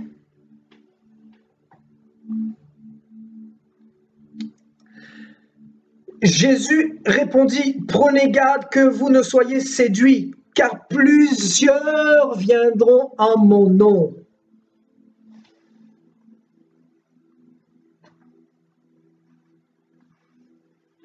Plusieurs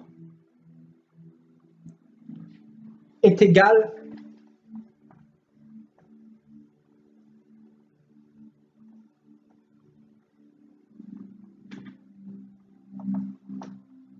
Est-ce que vous pensez que la parole de Dieu parle en vain quand le Seigneur Jésus-Christ lui-même prophétise cela? Le Seigneur dit, plusieurs viendront en mon nom, non pas au nom de Satan.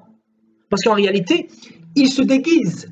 Ils utilisent le nom de Jésus-Christ pour bâtir leur église. Mais en réalité, le Seigneur ne se trouve pas dedans. Donc, tu peux dire aux hommes que tu es de Dieu et Dieu ne te connaît pas. Et c'est le cas de beaucoup d'hommes de Dieu aujourd'hui. Beaucoup d'hommes de Satan, je dirais. Beaucoup de autoproclamés. Beaucoup de ceux qui se sont donnés comme prophètes, comme docteurs, comme apôtres, comme tout ce que vous voulez. Alléluia. Donc le Seigneur va dire, plusieurs viendront en mon nom. Prenez garde que vous ne soyez séduits. Le Seigneur l'a dit. Prenez garde que vous soyez séduits, parce que Satan vient pour séduire justement. Et la séduction passe par cet évangile, vous savez, l'évangile de Satan là, l'évangile du New Age, l'évangile bien déguisé là, c'est l'évangile qui fait des dégâts. Parce que sinon, il n'y aurait pas autant de personnes qui suivraient ces évangiles-là. Vous comprenez? L'évangile de Satan, c'est un évangile-là qui attrape dans le filet beaucoup de chrétiens mal affermis. Beaucoup de chrétiens qui courent plus vers les hommes, qui recherchent plus les hommes que Dieu lui-même. Alléluia.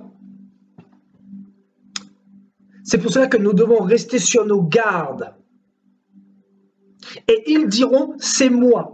Littéralement, venez chez moi. Venez dans mon église parce que Jésus y est. Et c'est ce que les foules de docteurs font aujourd'hui.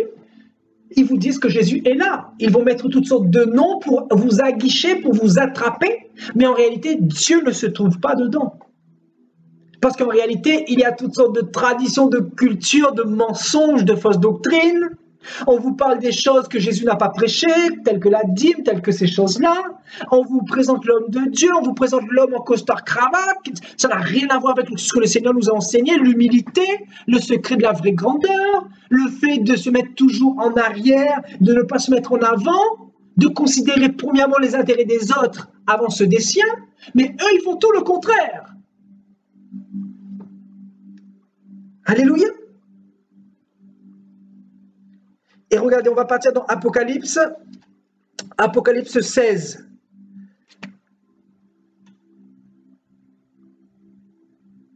Apocalypse chapitre 16, au verset 13.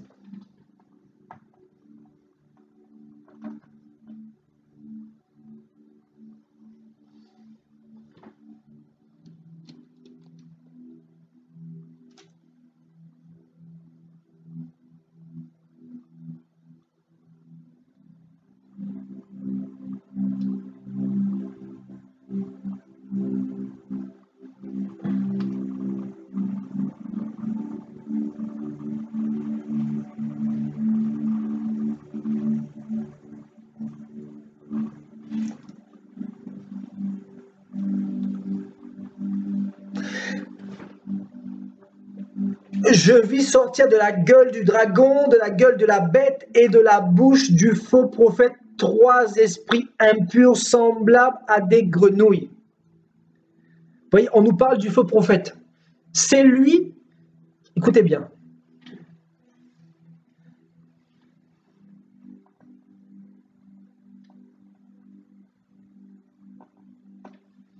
C'est lui l'entité démoniaque qui est derrière toutes ces églises, toute cette foule de docteurs. C'est lui, cette entité, qui souille ces églises-là par des fausses doctrines, par l'évangile du mensonge, par l'évangile des idoles, par l'évangile de culpabilité, par l'évangile de la médiation humaine. C'est lui qui est derrière ce faux prophète-là, cette entité-là qui contamine toutes ces nations, toutes ces églises qui sont implantées dans le monde, ici et là. Je ne dis pas que toutes les églises sont contaminées, il y en a encore quelques-unes qui sont de Dieu. Il y a encore des vrais enfants de Dieu. Mais ce que je dis, c'est que tous ces faux prophètes-là qui vous disent de venir dans leur assemblée, ce sont en réalité des personnes qui sont dominées par cette entité-là de Apocalypse 16 au verset 13. On nous parle de la bête, du dragon et du faux prophète. Et dans leur gueule, il y a 3 esprits impurs semblables à des grenouilles. Vous voyez, on nous parle d'esprits impurs, d'esprits de démons, qui vont vers les rois de la terre, qui vont vers les pasteurs de la terre. Vous voyez, des esprits démoniaques. Ce qui fait que quand ils se mettent à prêcher dans la chair, ce ne sont plus eux qui prêchent, mais ce sont les démons en eux qui contaminent le peuple. Et vu que la foi vient de ce que l'on entend, ben forcément, les fidèles commencent à prendre cette parole-là, à manger cette parole-là. Et donc, ces personnes-là, bien évidemment, prêchent, voilà, si tu ne payes pas ta dîme, tu iras en enfer ou tu seras maudit. Donc, un évangile complètement démoniaque, un évangile que Jésus n'a pas prêché. Un évangile étranger. Un évangile mélangé. Et ça, c'est cette entité-là qui est derrière, cette entité de Apocalypse chapitre 16. Vous voyez, donc car ce sont des esprits de démons, au verset 14, qui font des prodiges et qui vont vers les rois de toute la terre afin de les rassembler, de les préparer littéralement. Voyez? Donc, des esprits de démons. C'est pour cela que quand vous voyez les fausses doctrines dans les églises et que vous n'arrivez pas à comprendre, mais pourquoi ils prêchent cela alors que la Bible dit ça? Ne cherchez pas à comprendre, il y a le faux prophète derrière, l'entité du faux prophète. Et il y a les enfants de ce faux prophète-là. Ce faux prophète, cette entité, c'est qui? Bien évidemment, c'est le diable en personne. C'est lui qui est là, c'est lui qui est assis, installé dans ces assemblées-là. Et c'est lui qui commande tous ces agents. C'est-à-dire ces docteurs qui se sont autoproclamés eux-mêmes. Ou pire encore, ces docteurs qui ont fait allégeance à Satan, qui ont fait des pactes avec Lucifer, qui ont signé de leur propre sang, il y en a beaucoup. Des pasteurs qui sont francs-maçons, des pasteurs qui sont dirigés, qui ont un but, qui ont une mission, c'est-à-dire détruire le maximum d'âmes, donner un maximum de sang à Satan, emmener un maximum d'âmes dans le mauvais évangile pour dépouiller les âmes, pour les égarer, pour bien évidemment mettre la confusion dans les églises. C'est pour cela qu'ils viennent, frères et sœurs, les faux docteurs. Et c'est Satan qui les a suscités en leur promettant bien évidemment la gloire, le succès, l'argent, la renommée, l'orgueil, tout ce que vous voulez.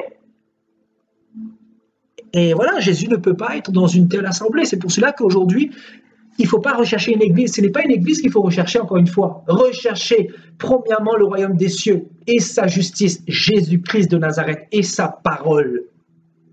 Et tout vous seront donnés par-dessus tout, frères et sœurs.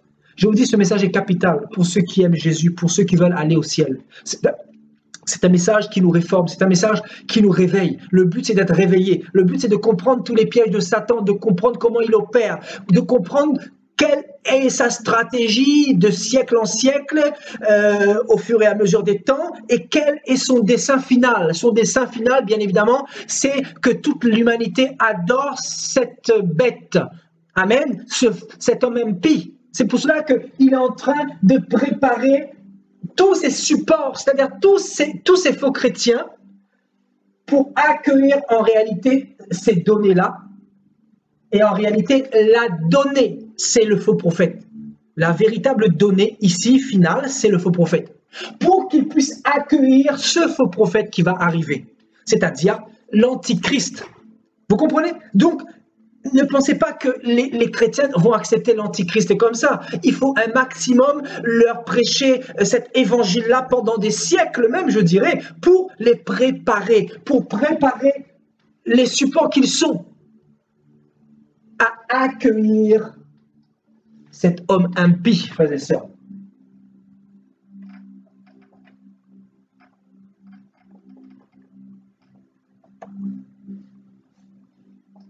Et qu'est-ce que Jésus dira dans 2 Thessaloniciens chapitre 2? Il faut que l'apostasie soit arrivée auparavant. L'apostasie. C'est quoi l'apostasie? C'est la perte de la foi. C'est la confusion. C'est le mélange partout. C'est les faux prophètes qui se te proclament. C'est l'évangile des miracles qui est mis en avant. Mais la parole de Dieu qui pousse les gens à se repentir, à abandonner le péché, est mise de côté. La parole, la sainte doctrine qui sauve, justement cette sainte doctrine que Paul nous a parlé tout à l'heure dans 2 Timothée chapitre 4, qui sera rejetée, mais qui est fondamentale pour le salut. Donc, si quelqu'un rejette cette saine doctrine, c'est quelqu'un qui sera frappé d'égarement par Dieu. Et le Seigneur nous le dit dans Romains chapitre 1, même dans 2 Thessaloniciens chapitre 2, vu qu'ils n'ont pas pris plaisir pour la vérité, Dieu leur donne une puissance d'égarement afin qu'ils périssent et qu'ils aillent en enfer, frères et sœurs. C'est pour ça que ce n'est pas un jeu, frères et sœurs.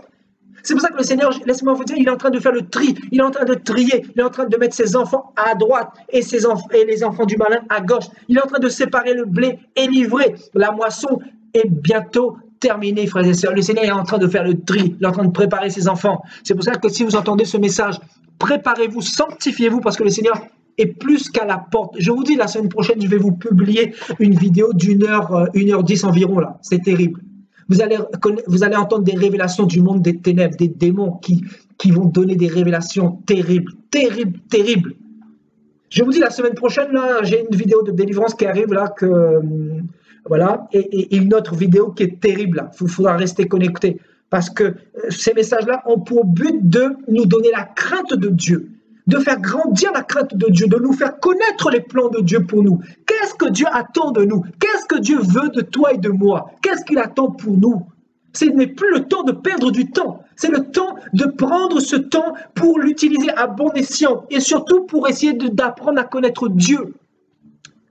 Parce qu'en réalité, beaucoup sont encore formatés et le Seigneur veut nous donner cette révélation de qui il est véritablement et de ce qu'il attend de nous.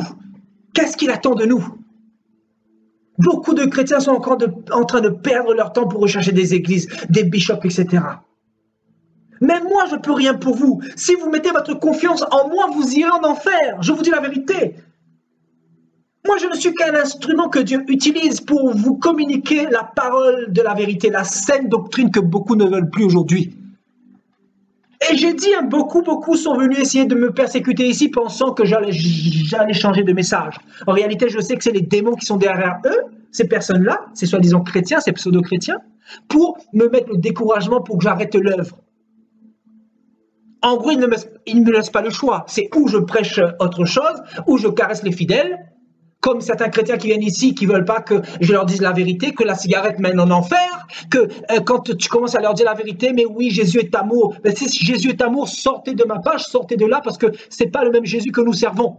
Le Jésus que vous servez, c'est le Jésus catholique, le Jésus démoniaque, le Jésus qui est sorcier, le Jésus qui va vous emmener en enfer en réalité. Parce que moi, le Jésus que je sers là, c'est le Jésus qui nous demande de nous dépouiller de tout ce qui nous éloigne de Dieu, le péché. La cigarette nous éloigne de Dieu, la pornographie nous éloigne de Dieu, la convoitise nous éloigne de Dieu, l'idolâtrie nous éloigne de Dieu, le doute nous éloigne de Dieu. Toutes ces choses-là nous éloignent de Dieu. Qu'est-ce qu'il y a encore dans ta vie qui t'empêche de connaître Dieu? En réalité, si tu veux connaître Dieu, tu dois te dépouiller du péché. Tu dois l'aimer de tout ton cœur. Celui qui aime Dieu, c'est celui qui abandonne le péché. C'est celui qui laisse tout. C'est celui qui dit, Seigneur, je laisse tout, je souffre. Où sont les chrétiens qui souffrent? Moi, je souffre pour mon Dieu. Moi, je veux le dire. Moi, en général, je ne dis pas ma relation avec le Seigneur, c'est moi et lui ensemble. Moi et lui. Mais vous, quelle est votre relation avec le Seigneur? Est-ce que vous souffrez pour lui? Souffrir pour lui, ça englobe beaucoup de choses, ça demande beaucoup de choses. Ça demande que tu te dépouilles tous les jours par rapport à ce monde. Que tu te sanctifies, que tu te consacres. Que tu sois souvent dans la solitude. Dans la solitude, au lieu de te prostituer avec des faux amis, au lieu de t'associer avec des faux chrétiens, des faux amis. La Bible dit que les mauvaises compagnies corrompent les bonnes mœurs. Ah, alléluia. Ce message, c'est pour ceux qui aiment Dieu de tout leur cœur, je dis bien tout leur cœur. Je vais vous dire, le Seigneur connaît nos cœurs. On n'est pas là pour jouer. On n'est pas là pour jouer. Le Seigneur connaît vos cœurs. Arrêtez de tromper Dieu. Il vous voit quand vous péchez. Vous pensez qu'il ne vous voit pas, il connaît vos cœurs. Et il est en train de faire le tri. Et laissez-moi vous dire que beaucoup sont déjà disqualifiés. Beaucoup sont déjà disqualifiés, c'est fini pour eux. Vous voyez, toute cette foule de docteurs là, ils sont déjà frappés par Dieu. On va parler de ça bientôt, l'égarement spirituel. Ils sont déjà finis. Il n'y a plus rien à faire pour eux. Vous voulez que je vous dise quoi? Tous ceux qui prêchent des messages abominables comme vous les voyez aujourd'hui sur les réseaux sociaux là, tous ceux qui poussent les hommes à les adorer, c'est fini pour eux, je vous dis. C'est fini. On n'est plus à ce temps-là. On n'est plus à ce temps-là. On est au temps où les vrais enfants de Dieu doivent se sanctifier, doivent se préparer pour le retour de Jésus, pour le retour de Yeshua Mashiach, notre Dieu, notre Seigneur, qui est en train de revenir. Et je peux vous assurer qu'il est plus qu'à la porte. Il n'est plus à la porte, hein. Il est plus bas encore. Et les démons le savent. Il y a une force qui s'exerce. Il y a le feu, son feu, sa présence qui s'approche de plus en plus de la terre. Il a dépassé la porte. Laissez-moi vous dire. C'est plus le temps, frères et sœurs. Je vous dis, hein, ce n'est plus le temps. C'est le temps de vous accrocher, frères et sœurs. C'est le temps d'aimer Dieu. C'est le temps de fléchir à vos genoux. C'est le temps de jeûner si vous n'arrivez pas à abandonner un péché. C'est le temps de vous repentir, de vous humilier. Beaucoup vont aller en enfer, je vous dis. Beaucoup vont rester. Parce qu'ils n'ont pas aimé Dieu de tout leur cœur. Quand tu aimes Dieu, tu abandonnes tout. Tu laisses tout.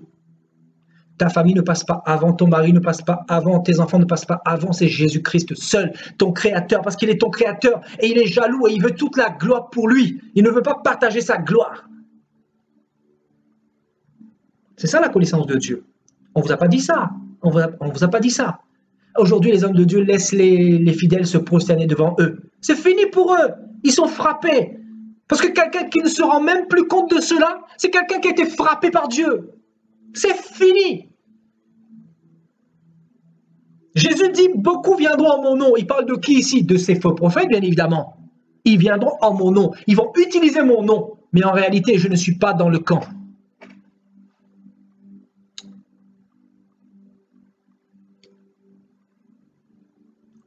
Croyez-moi, les démons sont là. Les démons sont là. Je vous dis, frères et sœurs, c'est terrible.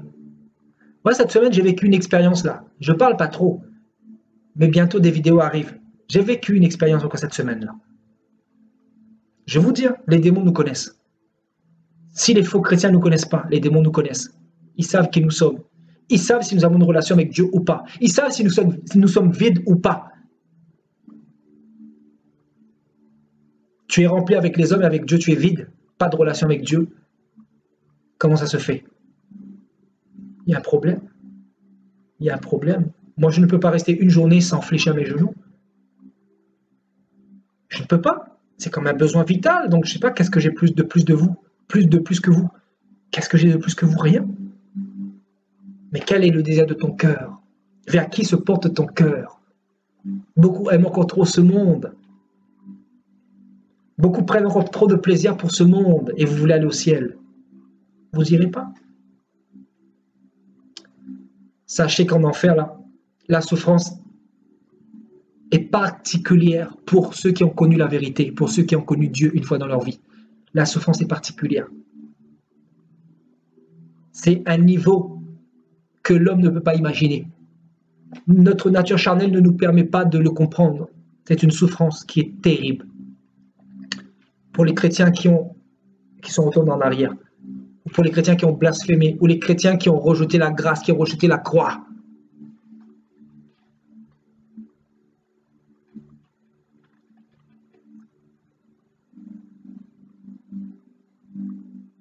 Par contre, les chrétiens d'aujourd'hui, c'est la distraction. Ça, ils aiment. Hein. Je vous dis, hein, c'est terrible. Ils aiment la distraction.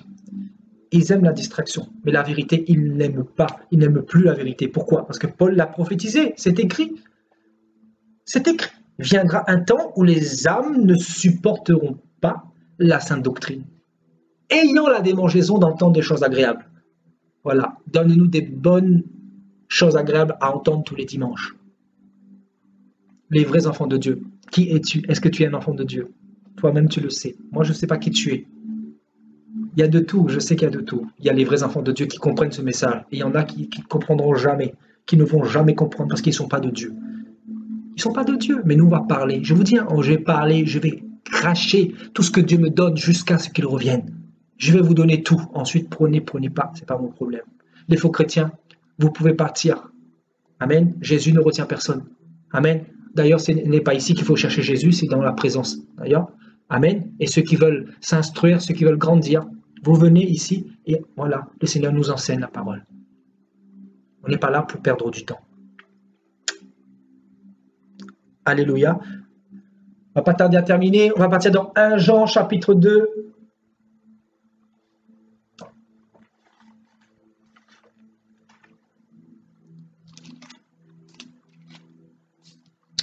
« 1 Jean chapitre 2, verset 18. Je vous laisse arriver à la page.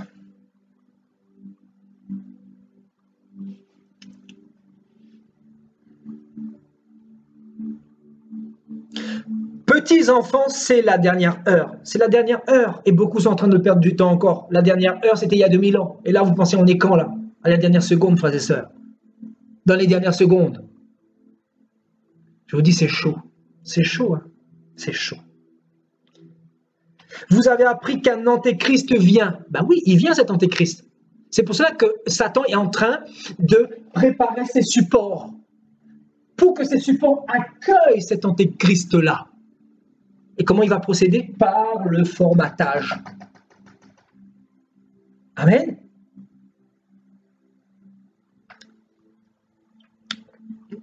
Il y a maintenant plusieurs antéchrists, plusieurs. Foule de docteurs. Imaginez, Jean dira à l'époque, il y a plusieurs antéchrists. Il y avait déjà plusieurs antéchrists. Aujourd'hui, regardez, quel serait le langage de Jean aujourd'hui? Waouh! Jean dirait, mais il y a un nombre inqualifiable de faux prophètes. Je vous dis. Et comment peut-on en avoir la certitude? À travers les messages que ces gens-là prêchent, le discernement. Il faut avoir le discernement pour le comprendre cela. À travers les fruits qui émanent à travers ces faux prophètes-là, ces faux docteurs-là. Vous voyez, il y en aura beaucoup de faux prophètes, d'antichrist. Par là, nous connaissons que c'est la dernière heure. Ils sont sortis du milieu de nous. Waouh, c'est fort ce qu'il dit. Hein. Il dit, ils sont sortis du milieu de nous. C'est-à-dire, ils nous côtoyaient, ils étaient même peut-être dans notre assemblée pour aller se faire leurs propres assemblées, pour s'autoproclamer, pour prêcher. Oui, tous ces chrétiens d'aujourd'hui là qui prêchent, qui enseignent, eux-mêmes ils n'ont pas reçu de mandat pour le faire, et ils vont enseigner des hérésies complètement pour pervertir les pauvres chrétiens.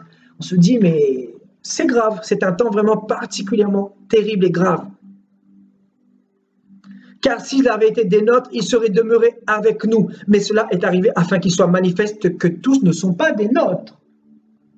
Ceux qui sont de nous là, c'est-à-dire du corps de Christ, ils vont demeurer ici, ils vont rester ici en réalité. Vous comprenez pourquoi Dieu les emmène ici là pour qu'ils puissent travailler dans leur plan, et Dieu les expulse comme ça. Dieu les envoie, Dieu les renvoie. Parce qu'ils ne peuvent pas rester éternellement ici, parce que le message, l'épée là, ça les sectionne grave. Ça sectionne leur hypocrisie là. Ça sectionne leur impudicité là. Je vous dis, hein, l'épée de la parole de Dieu là, c'est là pour ça, c'est là pour chicoter. Le bâton de commandement, c'est là pour chicoter. C'est-à-dire, si tu n'es pas de Dieu, forcément tu vas être aigri. Et là, forcément, tu vas bouger la queue de serpent comme ça là. Et tu vas cracher ton venin pour essayer de me maudire, comme beaucoup l'ont fait. Mais en réalité, je m'en fiche, parce que je n'ai pas reçu autre chose que la vérité seule. Et je donnerai toute la vérité jusqu'à ce que le Seigneur revienne. Que la vérité jusqu'à la fin. Toute la vérité. Parce que j'ai l'assurance en mon Dieu. Parce que mon Dieu là, vous voyez, celui-là, là, il me surprend. Je vous dis, hein, Jésus est magnifique. Il vient relever ceux qui ont le cœur abattu, ceux qui sont découragés, ceux qui sont persécutés. Il vient leur redonner de la force. Et cette semaine encore, il m'a boosté d'une manière incroyable. Il est surprenant. Surprenant. Mardi, mercredi, j'étais dans une phase terrible, abattu comme pas possible. Le Seigneur a trouvé la force de me relever d'une manière extraordinaire. Il ne laisse pas ses enfants, je vous dis, il ne laisse pas ses enfants à terre. Quand ses enfants crient à lui, il ne reste pas insensible. Il est le Dieu de surprise et il n'arrête pas de me surprendre. Il n'arrête pas de me surprendre et je l'aime et je veux l'aimer de plus en plus. Et je veux crier et je veux dire la vérité. Et je veux dire la vérité. Dénoncer le royaume du diable. Dénoncer le royaume de Lucifer. Parce qu'en réalité, je n'ai peur de rien. Je n'ai peur que de Dieu. Je suis avec Dieu. C'est lui mon Père. Celui qui veut me tuer là, il doit passer par mon Père avant. Voilà, je dirai toute la vérité, je dénoncerai, je crierai jusqu'à le fond de mes entrailles, jusqu'à ce que le Seigneur revienne. Voilà, que ça leur plaise ou pas. Je sais que beaucoup veulent me tuer, beaucoup veulent ma peau depuis longtemps. Je sais qu'ils veulent me tuer, ils veulent me lapider, ils veulent en finir avec moi. Ça fait longtemps qu'ils sont en train de travailler, vous croyez quoi? C'est pour ça qu'on a besoin de vos prières, frères et sœurs. On a besoin de vos prières, frères et sœurs. Parce que vous recevez ce genre de message et vous ne savez pas les genres de persécutions que nous on a derrière. Vous ne savez pas ce que nous on subit derrière pour vous, pour le peuple de Dieu, pour la vérité. Vous ne savez pas. Je vous dis, vous ne pouvez pas savoir.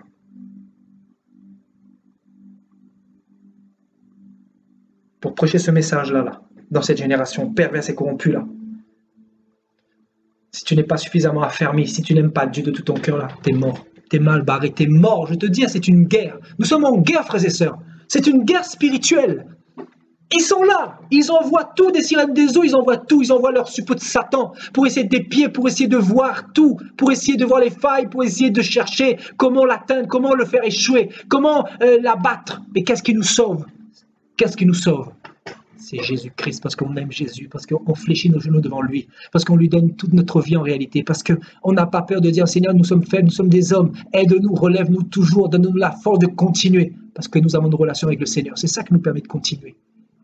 Je vous dis, Paul, c'est ça qui lui permettait de continuer. Le Seigneur lui est apparu une fois, lui a dit, comme n'aie pas peur, parce que dans ce peuple, dans cette nation-là, j'ai un peuple également. Donc parle, je serai avec toi, personne ne mettra la main sur toi. Paul a été fortifié par Dieu, parce que Dieu connaît nos limitations. Dieu sait quand nous sommes faibles. Mais Dieu va dire à Paul dans 2 Corinthiens 11, ma force s'accomplit dans ta faiblesse. 2 Corinthiens 12, ma force s'accomplit dans ta faiblesse. Car quand tu es faible, c'est là que tu seras fort.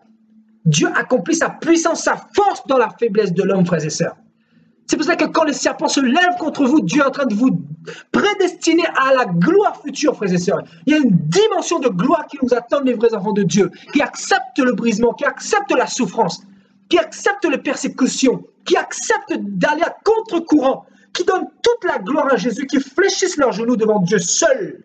Dieu seul, qui font confiance en Dieu seul. J'ai dit, je parcourrai le monde entier. Si Dieu le veut, si Dieu m'ouvre les portes, j'irai dans le monde entier, parce que je sais que tant que je serai avec lui là, personne ne pourrait mettre la main sur moi, personne ne pourra mettre la main sur moi, personne ne pourra m'arrêter, personne ne pourra me faire taire, peu importe ce que vous direz, peu importe vos langues qui vont se délier pour essayer de m'abattre, pour me maudire, pour essayer de faire vos plans machiavéliques contre moi. Mais je vous dis, le Seigneur va vous confondre au nom de Jésus-Christ. Et je vous bénis encore ce soir, je vais bénir mes ennemis. On va prier pour nos ennemis ce soir encore. On va prier pour eux parce que nous, on a le feu de Dieu. Je vous dis, on a le feu de Dieu. Le feu de Dieu. Et le feu de Dieu nous anime tellement pour la vérité, pour le salut des âmes, pour le fardeau des âmes, pour la vérité, parce que nous n'avons pas de puissance contre la vérité, encore une fois, mais que pour la vérité. Donc on ne peut que bénir nos ennemis. On ne peut que vous bénir.